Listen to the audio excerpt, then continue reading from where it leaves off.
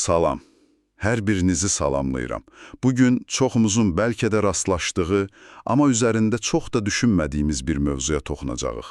Yəni, sevdiyiniz insan, partnyorunuz telefonunu sizdən gizlədəndə bu nə deməkdir? Salam. Bəli, çox aktual bir mövzudur. İlk ağla gələn əlbəttə ki, xəyanət şübhəsi olur. Elədir, hamı ilk onu düşünür, amma əlimizdəki, deməli, materiala görə bu sadəcə buzdağının görünən tərəfi ola bilər. Başqa, daha dərin mənalar daşıya bilər. Tamamilə.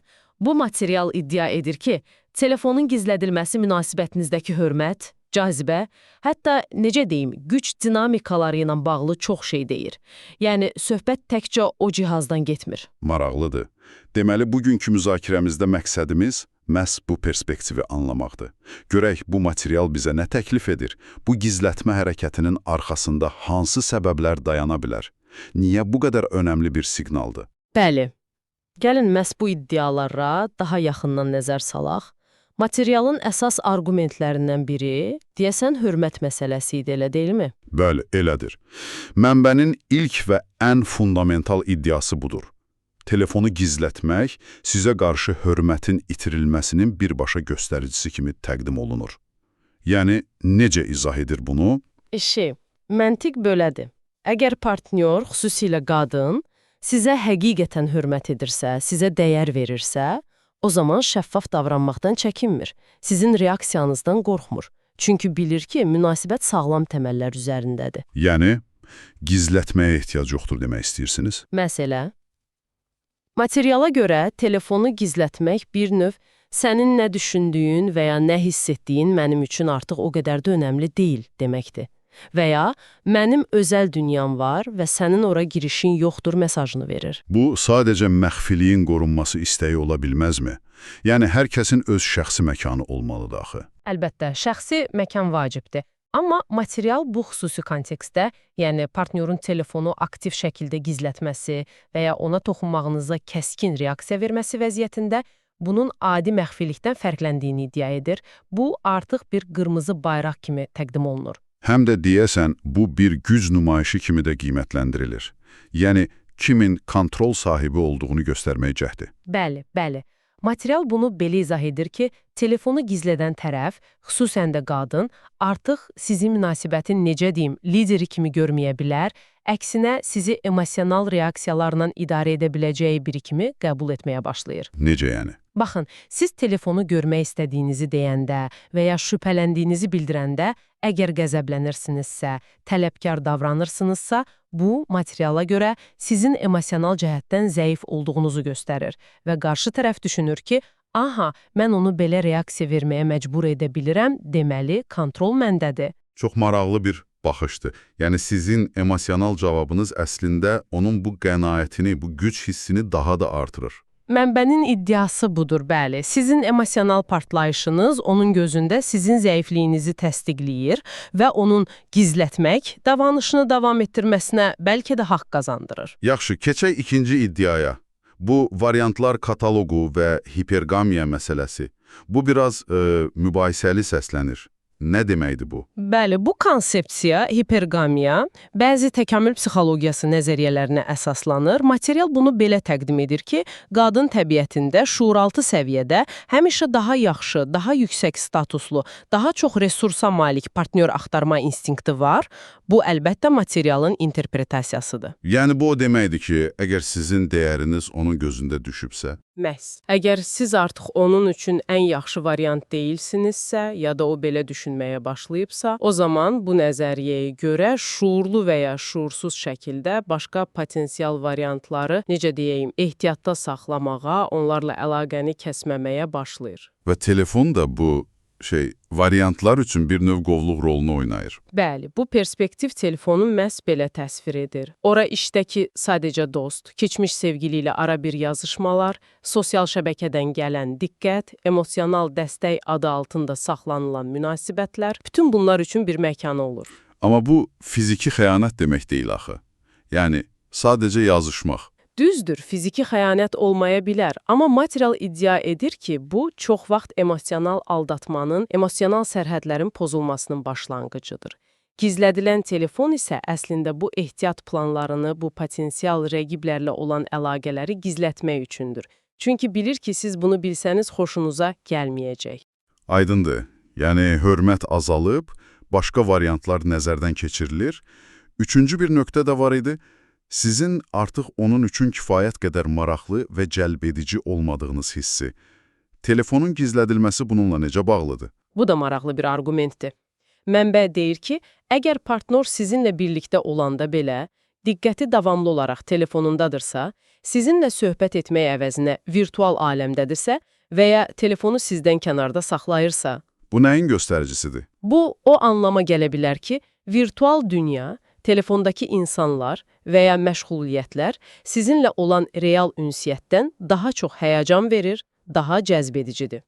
Telefon bu interpretasiyaya görə sizinlə keçirdiyi vaxtdan, potensial olaraq hiss etdiyi darıxmadan bir qaçış vasitəsinə çevrilir. Yəni, əslində gizlədilən telefon deyil, sizinlə darıxdığı, sizinlə həyəcanı itirdiyi həqiqətidir. Mənbənin irəli sürdüyü fikir budur, bəli. O, həyəcanı, təsdiqi, diqqəti başqa yerdə, çox vaxt məhz o telefonda axtarır. Və bunu sizin görməyinizi istəmir. Çünki bu, münasibətinizdəki problemi açıq şəkildə etiraf etmək olardı. Bütün bunlar, düzünü desək, biraz pessimist səslənir. Yaxşı, bəs belə bir vəziyyətlə üzləşən insan nə etməlidir? Material hansısa konkret davranış modelləri, reaksiyalar təklif edir? Bəli edir. Və burada çox kəskin bir bölgə aparır. Zəif kişi reaksiyası adlandırdığı və güclü kişi reaksiyası adlandırdığı yanaşmalar. Gəlin əvvəlcə zəif dediyindən başlayaq. Nələr daxildir bura? Yəqin ki, çoxumuzun ilk ağlına gələn reaksiyalar. Tam olaraq. Qışqırmaq, bağırmaq, ittihamlar yağdırmaq, yalvarmaq, telefonu verməsini tələb etmək, gizlicə fürsət düşən kimi telefonu götürüb yoxlamağa çalışmaq, davamlı şübhə ilə yanaşmaq, hər hərəkətini izləmək. Bəs niyə bunlar zəif sayılır? Axı, insan şübhələnəndə, inciyəndə belə reaksiya verə bilər. Materiala görə bu reaksiyalar bir neçə səbəbdən zəifdir. Birincisi, emosional kontrolu itirdiyinizi göstərir. İkincisi, qarşı tərəfin gözündə sizin dəyərinizi və hörmətinizi daha da aşağı salır. Üçüncüsü, çox vaxt heç bir nəticə vermir, əksinə vəziyyəti daha da gərginləşdirir və qarşı tərəfin daha da çox gizlənməsinə səbəb olur. Anladım. Deməli, bu reaksiyalar əslində problemi həll etmir, əksinə dərinləşdirir. Yaxşı, bəs o zaman güclü reaksiya nədir? Necə davranmaq tövsiyə olunur? Güclü reaksiya, mənbəyə görə, tamamilə fərqli bir yanaşmadır. Əsas prinsip – sakit qalmaq, emosiyaları idarə etmək, soyuqqanlı olmaq. Yəni, heç nə olmamış kimi davranmaq. Xeyr, tam olaraq yox. Sakit qalmaq o demək deyil ki, problemi görməzdən gəlirsiniz. Əksinə vəziyyəti müşahidə etdiyinizi, amma bundan emosional olaraq təsirlənmədiyinizi göstərməkdir. Birbaşa ittiham etmək, sorğu-suala tutmaq yerinə dolayısıyla meydan oxumaq tövsiyə olunur. Buna bir nümunə verə bilərsinizmi? Necə yəni dolayısıyla meydan oxumaq? Məsələn, partnyorumuz sizin yanınızda telefonla çox məşğuldursa, ona qəzəblənmək yerinə sakit bir tonla, bəlkə də biraz istehza ilə belə bir şey demək olar. Görünür, son vaxtlar bu telefon sənin üçün məndən daha maraqlı olub və sonra başqa heç nə demədən öz işinizə qayıtmaq, diqqətinizi başqa yerə yönəltmək. Bu bir növ onun davranışını güzgü kimi ona qaytarmaqdır. Bəli, və eyni zamanda onun davranışının sizə təsir etmədiyini, sizin öz dünyanızın, öz maraqlarınızın olduğunu göstərməkdir. Başqa bir taktika, o sizdən uzaqlaşırsa, telefona qapılırsa, siz də ondan biraz uzaqlaşın. Yapışmayın, təqib etməyin. Öz həyatınıza, məqsədlərinizə, hobbilərinizə fokuslanın. Öz dəyərinizi onun diqqəti ilə ölçməyin. Bu biraz oyun kimi səslənmir ki, yəni münasibətdə belə taktikalar işlətmək nə dərəcədə doğrudur? Bu, əlbəttə, müzakirə oluna bilər, amma mənbənin perspektivi budur ki, əgər münasibətdə hörmət artıq itibsə və qarşı tərəf oyun oynayırsa, məsələn gizlətməklə, o zaman sizin də öz mövqeyinizi qorumaq üçün strategiyanız var. Əsas məqsəd öz dəyərinizi və hörmətinizi bərpa etməkdir. Və deyəsən, bu güclü reaksiyanın ən kəskin, ən vacib nöqtəsi də var idi. Bəli, ən əsası münasibəti bitirməyə hazır olmaq. Bu çox ciddi səslənir. Yəni, hər telefon gizlətmə hadisəsi ayrılıqla nəticələnməlidir. Xeyr, o demək deyil ki, dərhal ayrılmaq lazımdır. Amma mənbə iddia edir ki, əgər siz daxilən bu münasibətin bitə biləcəyi ehtimalını qəbul etmirsinizsə, itirməkdən çox qorxursunuzsa, o zaman zəif mövqedə olacaqsınız. Qarşı tərəf bu qorxunu hiss edəcək və bundan istifadə edə bilər. Yəni, itirmək qorxusu olmayan insan daha güclüdür. Mənbənin əsas tezisi budur. Əgər siz öz dəyərinizi bilirsinizsə, özünüzə hörmət edirsinizsə və hörmətsizliyə dözməyəcəyinizi nümayiş etdirirsinizsə, hətta bu, münasibətin bitməsi bahasına olsa belə, o zaman qarşı tərəf sizi daha ciddi almağa başlayır. Ya davranışını dəyişir, ya da münasibət bitir. Amma hər iki halda siz öz hörmətinizi qorumuş olursunuz. Deməli, əgər yekunlaşdırsaq, əlimizdəki bu materialın bizə çatdırmaq istədiyi əsas mesaj nədir? Əsas mesaj odur ki, sevdiyiniz insanın telefonunu gizlətməsi çox vaxt sadəcə səthdə görünən bir əlamətdir, bir simptomdur. Əsl problem daha dərindədir. Potensial olaraq itirilmiş hörmət, sizin partnyorun gözündəki dəyərinizin azalması, münasibətdəki cazibənin və həyəcanın sönməsi, bəlkə də darıxma hissi. Yəni, fokus telefonda olmamalıdır. Qətiyyən. Material deyir ki, diqqəti telefondan çəkib güzgüyə baxmaq lazımdır. Yəni özünüzə, öz davranışlarınıza, münasibətdəki mövqeyinizə, öz dəyərinizə.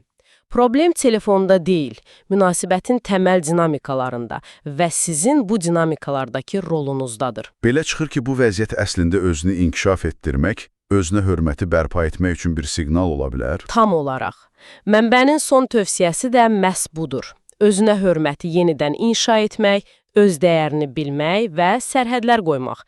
Başqasının hörmətini qazanmağın yolu əvvəlcə özünə hörmət etməkdən keçir. Çox düşündürücü bir yanaşmadır.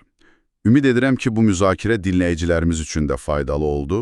Əgər siz də bu tipli mövzuların daha dərininə getməyimizi, fərqli perspektivləri araşdırmağımızı istəyirsinizsə, kanalımıza abunə olmağı unutmayın.